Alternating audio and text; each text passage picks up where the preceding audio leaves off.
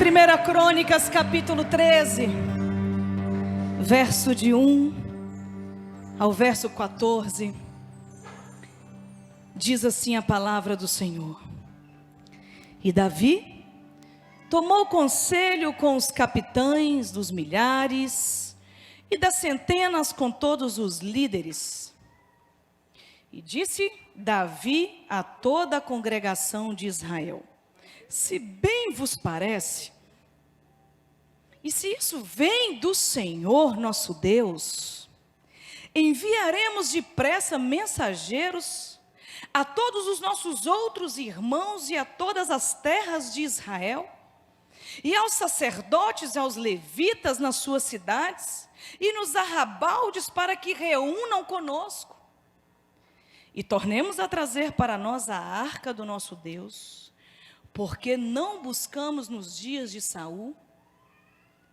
Em outra tradução está escrito: porque não fizemos dela caso no tempo de Saul.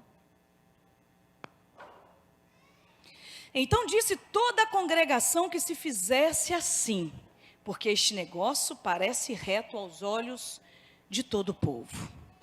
Convocou, pois, Davi todo Israel, desde Sió do Egito até chegar a Mate, para trazer a arca de Deus de Quiriate Jeraim. Então Davi, com todo Israel, subiu a Balá e de Quiriate Jearim, que está em Judá, para fazer subir dali a arca de Deus. E o Senhor, que habita entre os querubins, sobre a qual é invocado o nome do Senhor. E levaram a arca de Deus da casa de Abinadab sobre um novo carro. E Uzá e Aiô guiavam o carro. Fala Uzá e Aiô. Que nomezinho, Aiô. Continuando, verso 8. Davi e todo Israel alegraram-se perante Deus com todas as suas forças, com cânticos, com harpas, com saltérios, com tamborins e com símbolos e com trombetas. A equipe de louvor estava completa. E chegando à eira de Quidom, estendeu Uzá sua mão para segurar a arca, porque os bois tropeçavam. E então se acendeu a ira do Senhor contra Uzá, e o feriu por ter estendido a sua mão à arca, e morreu ali perante Deus. Davi se estendeu de tristeza, se encheu de tristeza, porque o Senhor havia aberto brecha em Uzá, pelo que chamou aquele lugar Pérez Uzá, até o dia de hoje. E aquele dia temeu Davi a Deus, dizendo: como trarei a minha arca de Deus?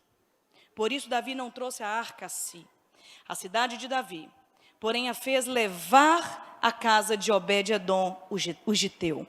Assim ficou a arca de Deus com a família de Obed-edom 3 meses em sua casa, e o Senhor abençoou a casa de Obed-edom e tudo quanto tinha.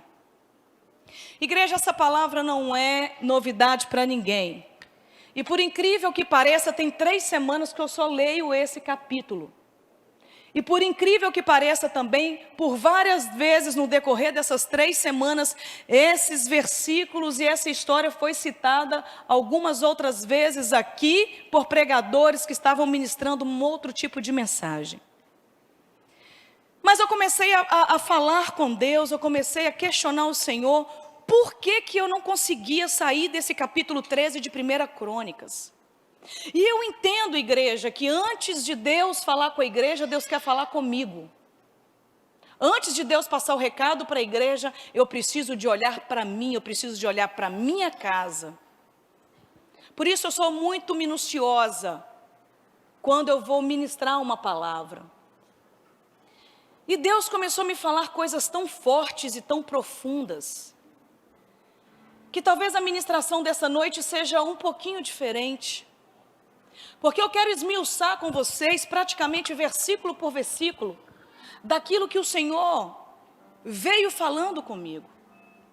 E a primeira coisa que me chama a atenção, logo no versículo 1, diz assim: Davi tomou conselho com todos os capitães dos milhares e das centenas, com todos os líderes. Fala comigo, líderes. E no versículo 2 disse Davi a toda a congregação de Israel: se bem vos parece, se isto vem do Senhor o nosso Deus, enviemos depressa mensageiro a todos os nossos outros irmãos, em todas as terras de Israel, e aos sacerdotes e aos levitas nas suas cidades, e nos seus arrabaldes, para que se reúnam conosco, verso 3, e tornamos trazer para nós a arca do nosso Deus, porque não buscamos nos dias de Saul. Uma outra tradução que me chamou a atenção, porque não fizeram caso dela nos dias de Saul. Sabe, o que me chama a atenção é que a palavra do Senhor diz que Davi, ele buscou conselho com líderes. E diz a Bíblia ainda mais profunda, ele disse: se isso vem mesmo de Deus, façamos isso. Davi, um homem segundo o coração de Deus. E eu disse: Senhor, como um homem segundo o coração de Deus pode levar tantas pessoas assim à morte? Uma pessoa morreu, mas poderia ter morrido mais. E o Senhor falou: filha, até quem tem um segundo coração como o meu, se não estiver alinhado às Escrituras, aquilo que era para gerar vida, gera morte. E uma outra coisa, nós podemos cometer erros mesmo sendo mulheres e homens segundo o coração de Deus. Mas o que me chamou mais atenção é que tem traduções, não sei se alguém tem essa tradução, que diz assim: porque no tempo de Saul não fizeram caso dela. Alguém tem essa tradução aí? Só levanta a mão depois. Sabe o que eu fiquei impactada? É que muitas vezes nós despertamos fazer a obra porque nós achamos que fazemos melhor do que o outro não fez. Nesse primeiro instante, Davi consultou o povo, consultou os líderes, mas não se atentou em consultar a Deus. Falhamos quando buscamos fazer a obra porque pensamos que a gente é capaz de fazer melhor do que o outro. Falhamos em fazer a obra por nos atentar à mega profissão chamada religiosidade. Falhamos em fazer a obra porque queremos fazer segundo o nosso coração e não segundo o coração de Deus. E as coisas vão passando, o tempo vai passando, os anos vão passando, mas aquilo que é de Deus, é o que o Senhor falou, é que o Gamaliel falou: gente, vamos parar de perseguir esse povo, porque se essa obra é de Deus, ninguém vai acabar com ela. Agora, se não é, você vai entender que não foi de Deus. Davi entendia que por ele simplesmente querer fazer caso da presença de Deus, porque Saul não fez, ele iria resolver o problema de Israel. Não, Deus queria sim retornar com a presença dele para Israel, mas não pelo motivo de fazer porque o outro fez errado, pelo simples motivo que eu não sei sobreviver sem a presença de Deus. Pelo simples motivo de dizer: eu não quero fazer porque o outro não fez, eu quero fazer porque eu quero entender o que Deus quer que eu faça.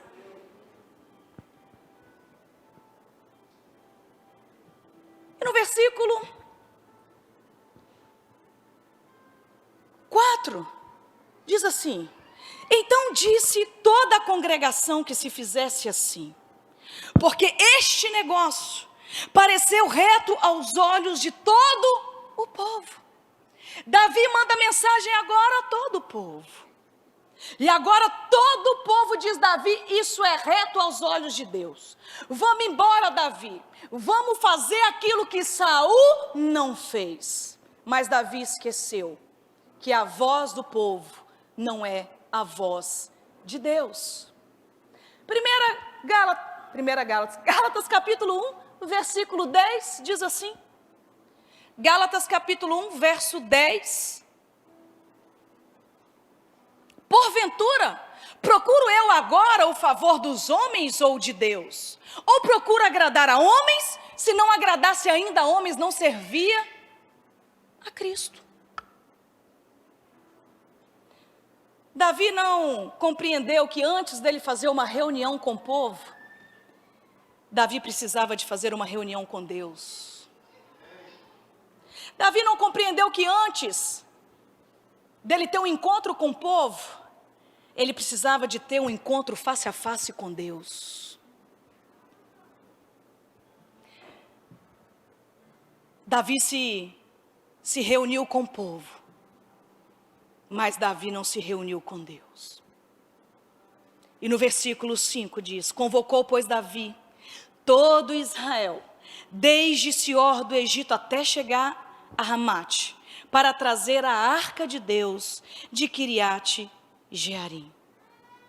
Quantas vezes nós nos apressamos com os nossos planos? Quantas vezes nós nos apressamos com o nosso chamado?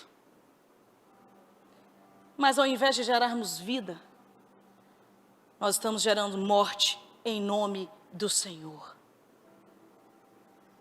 Quantas vezes nós reunimos o povo em nome do Senhor e nós fazemos grandes coisas em nome do Senhor. Grande sabedoria, grande intelectualidade nunca significou para Deus profundidade. Infelizmente, esse ruído de popularidade está levando muitos a se perderem. E está levando muitos a perder o encontro com Deus. E no versículo 6 diz assim: e então Davi com todo Israel subiu a Baala de Quiriate Jearim, que está em Judá, para fazer subir dali a arca de Deus. O Senhor que habita entre os querubins, a arca ficava sempre aqui, o símbolo dela, sobre a qual é invocado o nome do Senhor. Para o povo de Israel, a arca da aliança era a presença de Deus, e onde ali estava a presença de Deus era garantia de vitória. Mas nós precisamos entender que a presença de Deus, o nosso Deus, Ele é onipotente, onipresente, Ele é onisciente, Ele está em todos os lugares, mas a sua presença só se manifesta ao nosso favor, onde há um coração obediente, contrito e responsável em ouvir a voz do Senhor.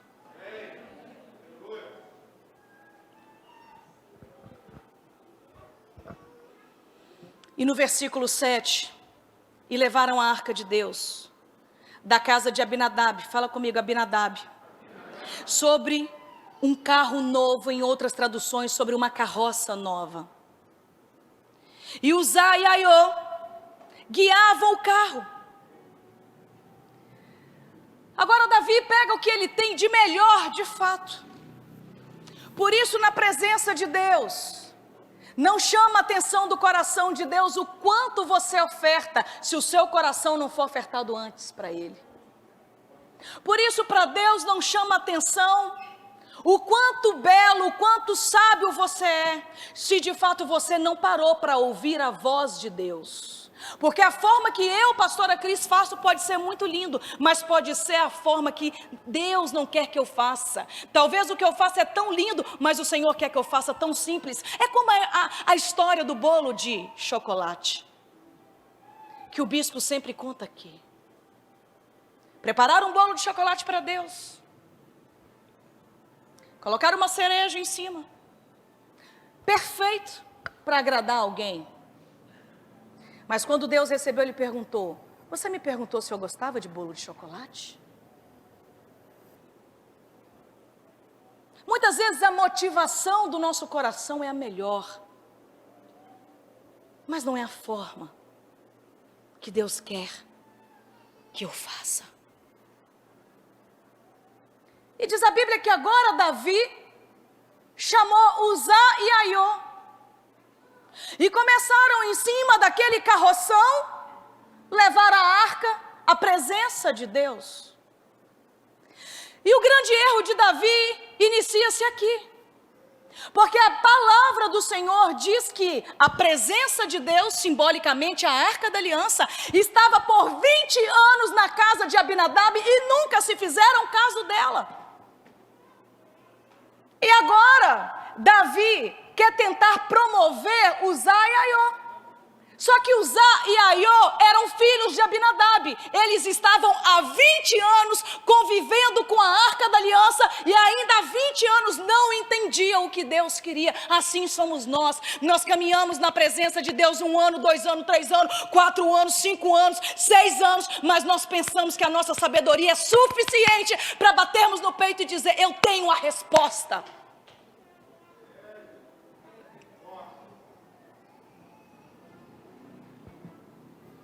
Era muito mais fácil para Davi julgar no lombo de Uzá e Aiô, porque nós somos assim, nós queremos julgar a nossa responsabilidade para doer no próximo, para que a gente saia como vitorioso. Se Uzá e Aiô não tiveram aprovação 20 anos, será que eles estavam aprovados para carregar numa carroça a presença de Deus? Sabe por quê? Porque na verdade nós sabemos sim como adorar a Deus. Nós sabemos sim onde buscar a Deus. Nós sabemos sim onde nós vamos ouvir uma palavra. Mas nós somos tardios demais em descer para ouvir a voz de Deus e para esmiuçar esse livro aqui. Davi esqueceu que Deuteronômio capítulo 10, verso 8 dizia assim, ó. Deuteronômio 10, 8. Por esse mesmo tempo, o Senhor separou a tribo de Levi para levar a arca da aliança do Senhor, para estar diante do Senhor, para servir e para abençoar em seu nome até o dia de hoje. Davi esqueceu que a presença de Deus não se levava num carroção, mas se leva dentro de um coração. Davi esqueceu que Deus havia escolhido sacerdotes para levar a presença de Deus ao povo. Sabe por quê? Porque sacerdotes era naquele tempo e é para ser nos tempos de hoje também. Nós, sacerdotes do Senhor, simboliza Cristo. Por isso somos chamados cristãos, que significa pequenos cristos. Davi soube escolher direitinho quem faria a obra para ele. Mas Davi, um homem segundo o coração de Deus, talvez se sentiu mais especial do que Saul e pensou que faria melhor do que Saul, porque as obras de Saul foram acompanhadas dos frutos da carne e não do espírito. As obras de Saul foram acompanhadas de inveja, julgamento,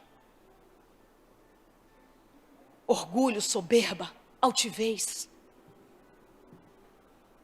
Mas Davi, pensando que por ser um homem segundo o coração de Deus, a opinião dele era suficiente para ele ser independente nas suas decisões.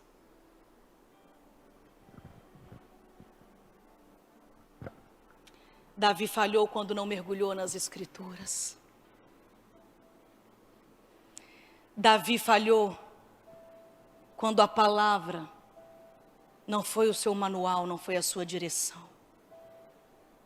Davi falhou quando a voz do povo foi mais importante do que a voz de Deus. E no versículo 8 e 9 diz assim: E Davi e todo Israel alegraram-se perante Deus e com todas as suas forças, com cânticos, com harpas, com saltérios, com tamborins, com símbolos, com trombetas. E chegaram à eira de Quidom e estendeu Uzá sua mão para segurar a arca, porque os bois tropeçaram. E então se acendeu a ira do Senhor contra Uzá e o feriu, por ter estendido a sua mão à arca, e morreu ali perante Deus. Por não ter ouvido a voz de Deus, aquilo que era para ser bênção se tornou morte.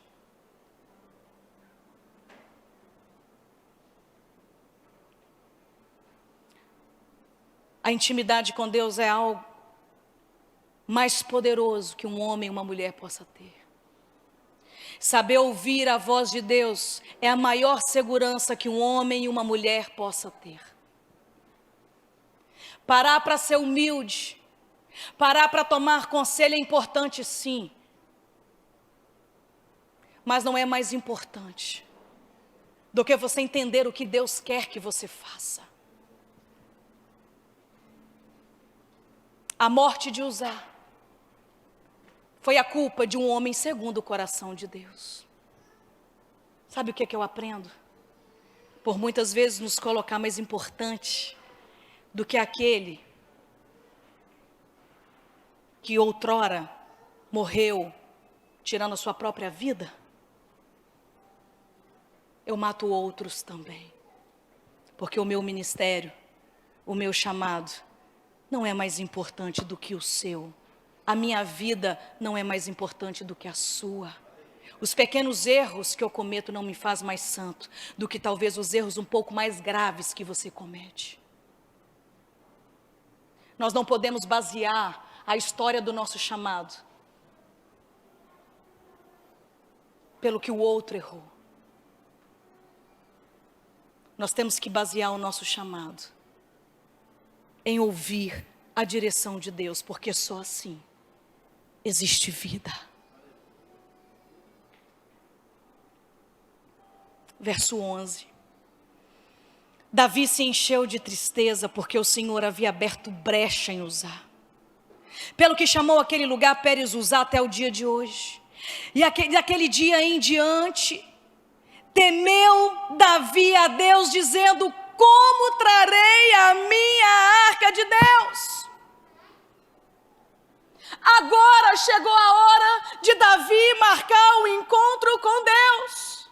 Porque a nossa vida também é assim. Muitas vezes nós corremos de ouvir a verdade, nós corremos de ouvir muitas vezes Deus dizer não é o momento, e nós buscamos um jeitinho de fazer segundo o nosso coração, segundo o nosso entendimento. Mas agora chegou um tempo que Davi, ao invés de se encontrar com o homem, ele disse: como farei eu para trazer a presença de Deus? Davi está dizendo agora: não deu certo da primeira vez, eu não posso mais agora atrás do palpite do homem, eu preciso me encontrar com Deus. Deus está dizendo nessa noite: Deus quer encontrar com você. Tem gente que já derrubou tanta arca, eu já derrubei tanta arca. Raba, choraba, laba, chave. Já tropeçamos tanto, já tivemos tantas quedas. Será que nós não podemos parar agora para deixar Deus fazer do jeitinho dele? Será que você não pode parar um pouquinho agora para deixar Deus fazer do jeitinho dele? Será que nós podemos parar agora de culpar o próximo pela presença de Deus não estar conosco? Se você não parar, se a gente não parar, se eu não parar, Deus prepara um momento e nos para. E quando Deus para, é muito doloroso,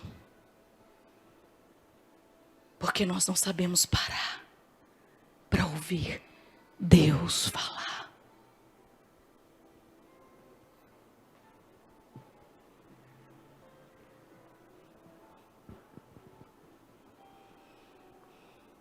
Verso 13.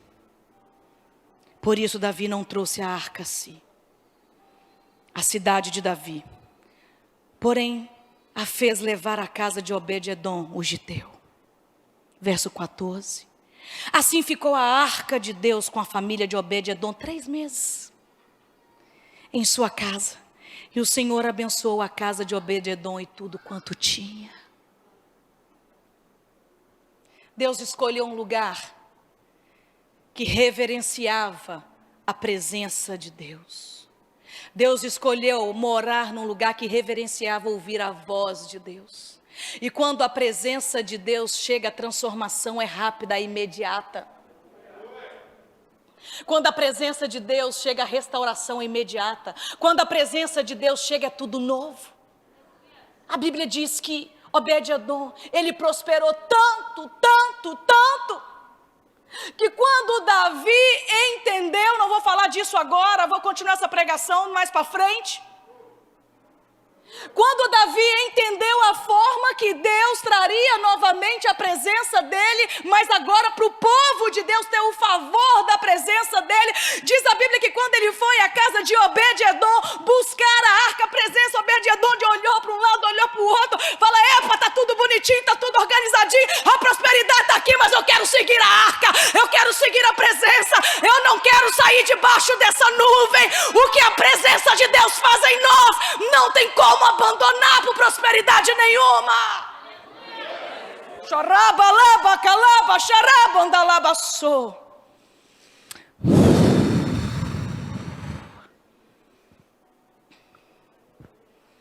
Sabe o que o Senhor quer de nós? Resgatar nessa noite os Abraãos. Resgatar nessa noite o Samuel. Resgatar nessa noite os Jeremias. Resgatar nessa noite os profetas. Atos capítulo 3, verso 19 a 25.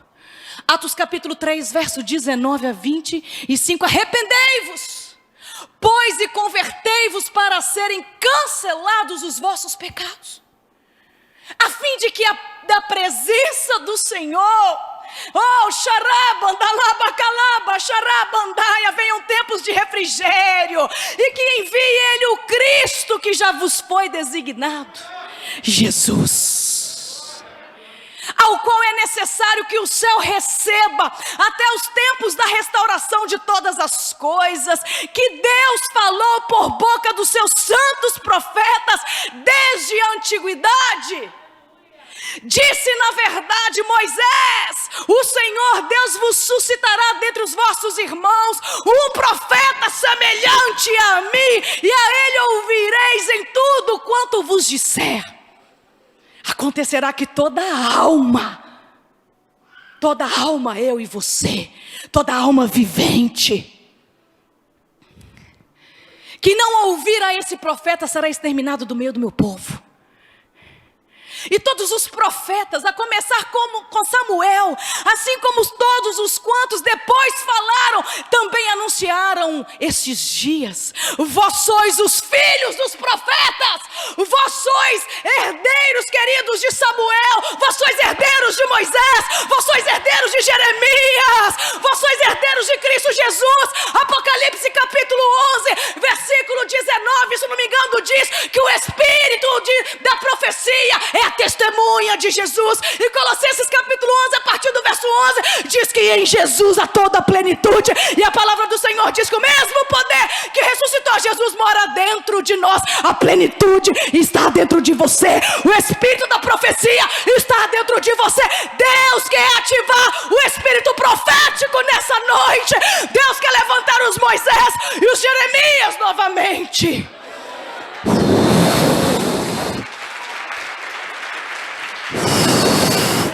Espírito Santo, Espírito Santo, vós sois os filhos dos profetas e da aliança que Deus estabeleceu com os vossos pais, dizendo a Abraão: na tua descendência serão abençoadas todas as nações. Há uma promessa que através da tua vida as nações serão abençoadas, porque você é filho dos profetas. O espírito da profecia está dentro de você. Pode estar adormecido, mas o Senhor nessa noite está pedindo. O Senhor está nessa noite clamando que os Moisés se levantam, que os Jeremias, aqueles que não se curvam, aqueles que vão ter a profecia alinhada à palavra, se levantam nessa noite. O espírito da profecia é testemunha de Jesus, porque toda profecia, toda obra, Todo o nosso coração tem que ser justificado, para que as nossas obras no grande dia sejam ouro e não palha. Tudo que é de palha, o fogo consome. Mas tudo que é ouro, Deus só refina. Ei, profetas, profetizas, chegou o tempo de liberarmos vida no lugar da morte. Chegou o tempo de abrir a nossa boca e dar ordem ao caos. Chegou o tempo de expulsar o espírito do medo. Chegou o tempo de servir na dependência do Senhor. Chegou o tempo de nos posicionar em humildade. Chegou o tempo de tirar a responsabilidade do erro do outro e entender a nossa parcela de culpa, para as circunstâncias ao nosso redor estarem assim.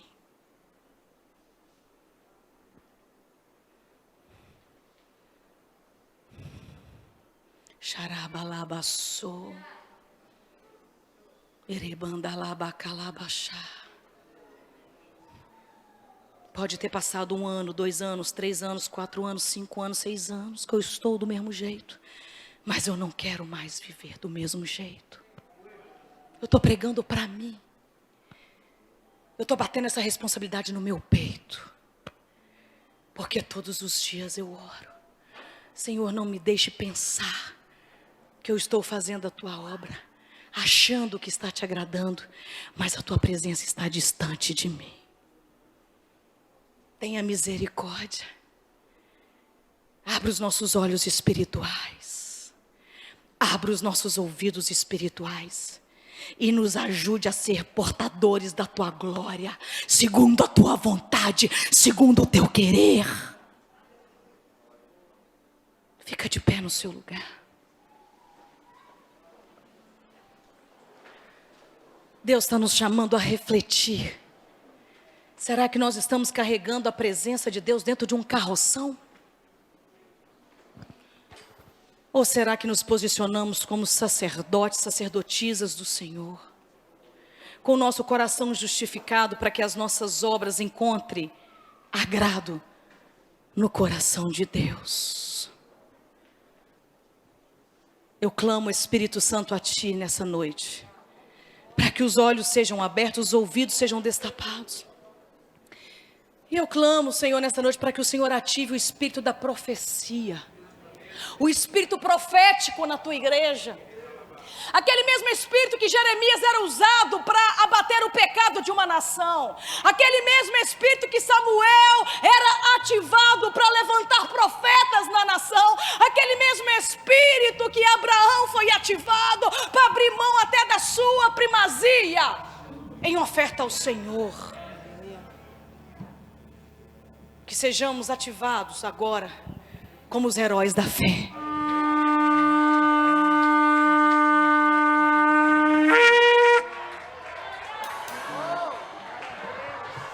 Este é o som que nós ouviremos quando o cavaleiro do cavalo branco rasgar os céus e buscar a sua noiva santa, de vestes brancas, sem ruga e sem mácula.